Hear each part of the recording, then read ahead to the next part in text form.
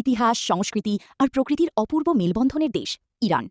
এই যাত্রা শুরু হয় রাজধানী তেহরান থেকে, যেখানে আধুনিকতার স্পর্শে জেগে ওঠে এক প্রাণবন্ত শহর। এরপর আমরা পৌঁছে যাই ইস্পাহানে, যাকে বলা হয় অর্ধেক পৃথিবী। নকশে জাহান স্কোয়ারের মহিমা, নীল গম্বুজ আর সূর্যাস্তের সোনালি আলো যেন সময়কে থামিয়ে দেয়।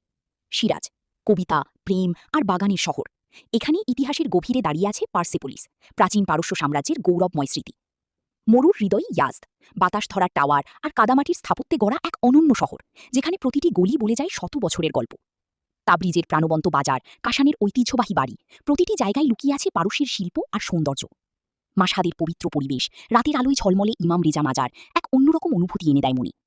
তারপর প্রকৃতির কোলে কেশম দ্বীপ, অদ্ভুত শিলা, নীল জল আর শান্ত সমুদ্রের সুর।